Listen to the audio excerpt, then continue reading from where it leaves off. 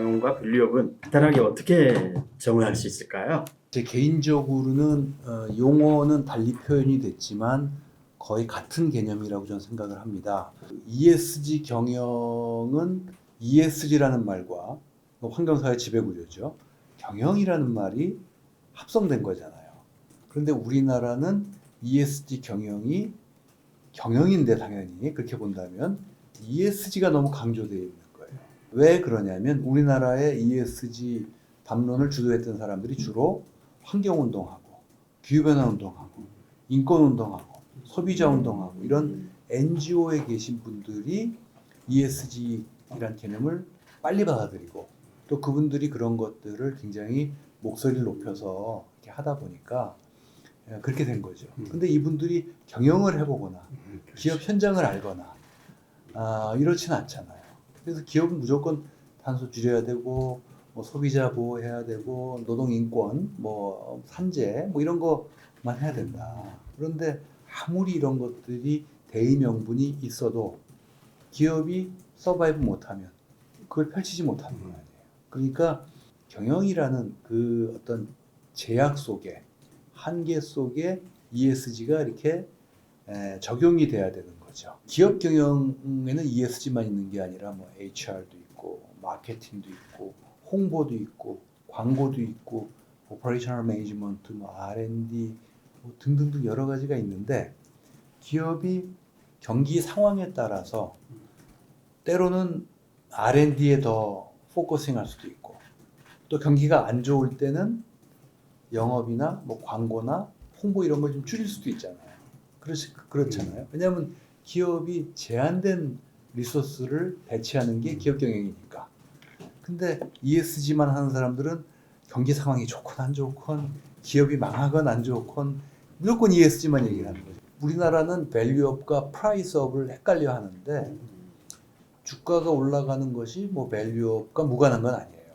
주가라는 것은 이론적으로는 기업 가치를 반영하는 거니까. 프라이스업이 뭘 한다 그래가지고 기업이 그 밸류업이 되는 건 아니죠. 그러니까 밸류업의 결과로서 프라이스업이 나타나는 거지. 프라이스업을 한다 그래서 밸류업이 되는 거는 아니잖아요. 근데 우리는 이제 프라이스업에 초점을 맞추다 보니까 주주환원 많이 해줘라. 그 주주환원이라는 게 곧 결국은 배당을 많이 주고 자사주 사서 소각하고 제대로 된 밸류업이라는 것은 기업이 지속 가능하게 또 장기적 관점에서 쭉 성장하는 거예요. 발전해 나가는 겁니다. 그것과 ESG 경영은 사실 같은 걸 추구하는 거죠. 표현만 다를 것뿐이지. 근데 앞으로 지속 가능하게 기업이 성장하려면 즉 밸류업 하려면 그런 거를 하면서 기업이 성장해 나가는 거가 곧 ESG 경영인 거고 밸류업인 거고 같은 얘기죠. ESG 경영이 예전에 슈만이 명멸했던 경영 트렌드 중 하나로 보시는지 아니면 지속 가능한 뭐 테마로 보시는지. 저는 지속 가능한 테마라고 생각합니다. 그걸 확신을 갖고 있습니다.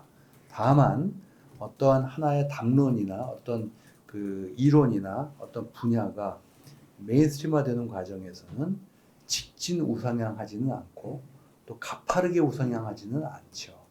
역사는 뭐 정반합으로 발전한다는 말도 있고 저는 나선형으로 발전한다고 저는 생각을 하는데 너무 지난 3년 동안 4년 동안 특히 한국이 특히 너무 오버슈팅했다 그러나 그런 면이 좀 있다고 생각합니다. 그래서 지금 약간 템포를 조절하는 그런 국면이라고 봐요.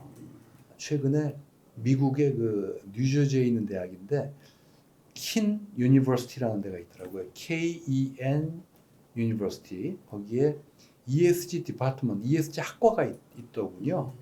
거기에 그 한국인 교수님이 계셨어요. 닥터 하주영 씨라고.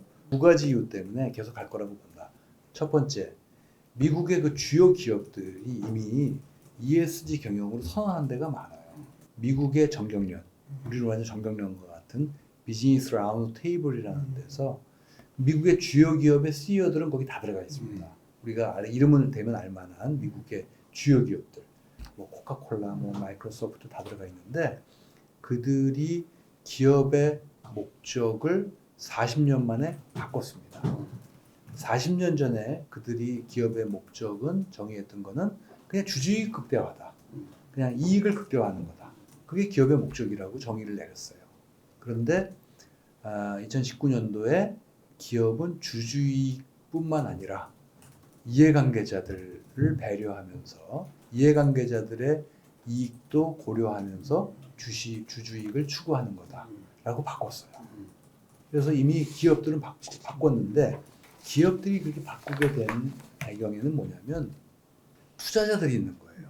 이 투자자들이 큰 손들이 주로 연기금들이 큰 손들이잖아요. 국부 펀드들이 큰 손들이잖아요.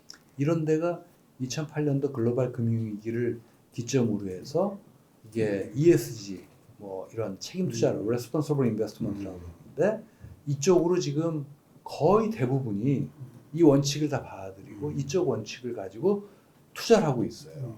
그렇기 때문에 기업에 투자할 때도 ESG 수준을 고려해서 잘못하면 투자 안 하는 거죠. 그러니까 이게 코스트 오브 캐피탈에 영향을 미치는 거예요. 중심에 이사회 중심 경영을 하잖아요. 근데 그 선임권이 다 큰 손들한테 있는데 그들이 바뀌었다는 거예요. 두 번째로 뭐 IFRS가 이제 국제 회계 기준을 정하는 재단에 ISSB라고 있어요. 산하 기관이에요. International Sustainability Standard 보드인데 이게 이제 ESG 공시 가이드라인을 정하는 기구예요. 위원회입니다.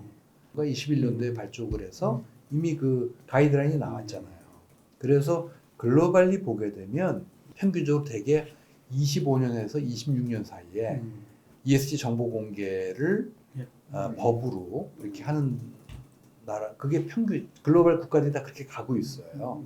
우리나라만 지금 그걸 못 정하고 있습니다. 글로벌리 그렇게 가고 있거든요. 그래서 그거는 되돌릴 수가 없는 것이다. 비가역적이다. 저는 그렇게 생각합니다. 네.